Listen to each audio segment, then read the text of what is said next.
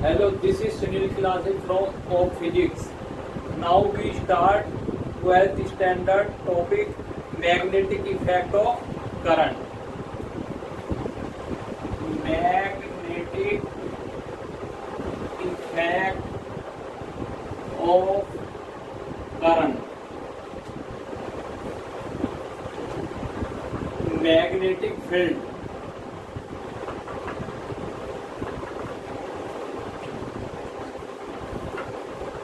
So the space around a current carrying wire where its magnetic field, magnetic effect can be experienced, known as the magnetic field.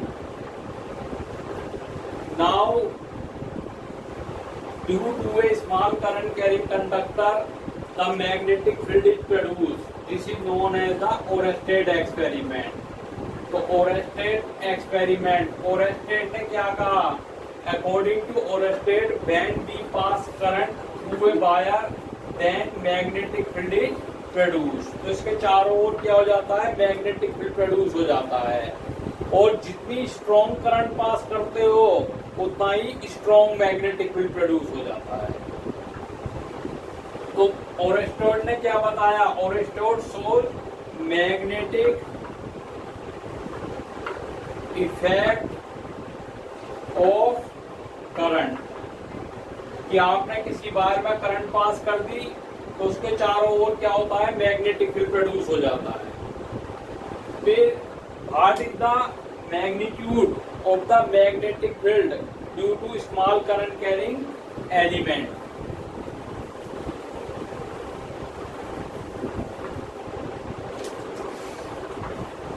This is known as the Biot-Savart law. According to this law, when a current pass through a small element, that is IDL, क्या होता है? ये small current carrying element होता है AB. From this, at a distance R, at point P, the angle between ideal vector and r cap is a unit vector in the direction of r, and angle between ideal and r cap is theta. So the magnetic field due to small current carrying element AB at point P is given by Biot-Savart law, and this is dB proportional to IDL, that is current carrying element, means small magnetic field directly proportional to small current carrying element, that is IDL, and dB is inversely proportional to square of the distance where we determine the magnetic field. So now combine these two, so therefore it becomes dB proportional to IDL upon R square, and also dB proportional to angle between them, angle between current carrying element and point of observation, that is sin theta. So dB equal to proportional to IDL sin theta upon R square. और then we proportional को हटाते हैं तो एक constant आता है mu naught upon 4 पाई। तो ये हो गया IDL sin theta upon R square. तो this is the expression for the magnetic field due to small current carrier element at a distance R from it. तो ये आती है dB equal to mu naught upon 4 pi IDL sin theta upon R square. अब आप इसकी vector form पढ़ोगे। Vector form होती है dB vector is equal to mu naught upon 4 pi, और ये A क्रॉस B होता है AB sin थीटा। तो इसको वेक्टर फॉर्म में लिखोगे तो it become IDL vector cross R cap, upon R square. Angle theta between current carrying element and क्या पॉइंट ऑफ ऑब्जर्वेशन के बीच में होता है।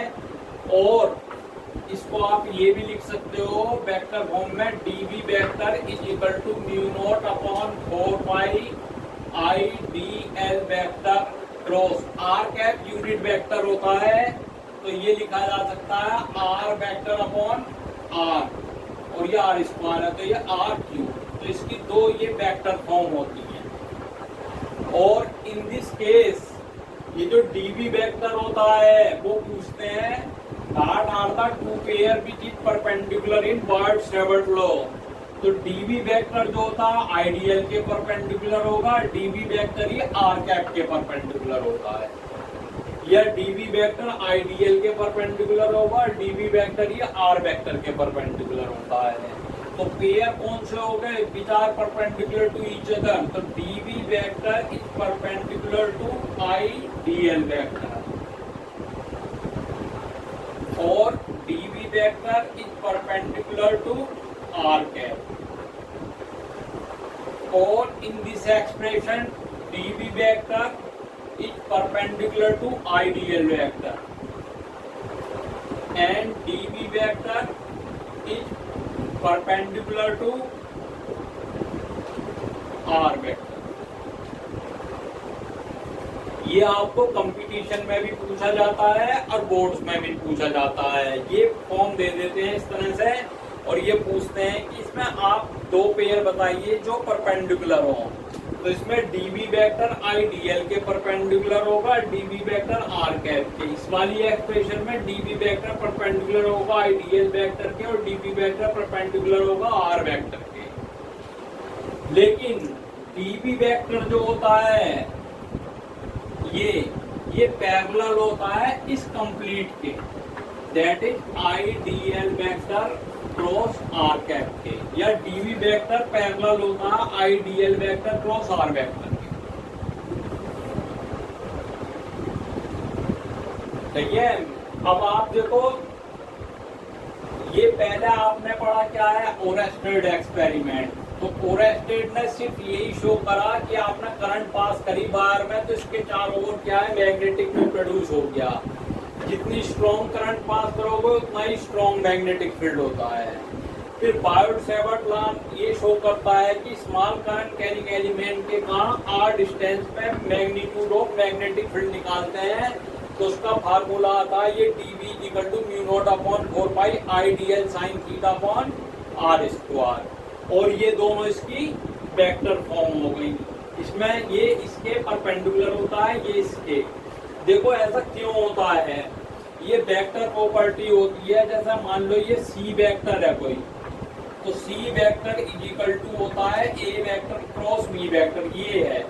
तो इसमें जो होता है वो पूछते हैं कि कौन से पेयर ऐसे होंगे जो परपेंडिकुलर होंगे। तो ऑलवेज रिमेंबर दैट ये जो सी वेक्टर होता है ये परपेंडिकुलर होता है ए वेक्टर के, और सी वेक्टर ही परपेंडिकुलर होता है क्या है बी वेक्टर के। और ये एम्स का क्वेश्चन है कि सी वेक्टर पैरेलल किसके होगा, तो सी वेक्टर पैरेलल होगा वो ए वेक्टर क्रॉस बी वेक्टर। ये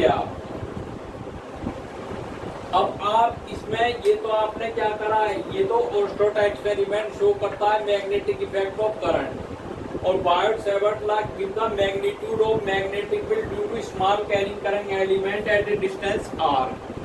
now the direction of magnetic field is given by right hand thumb rule.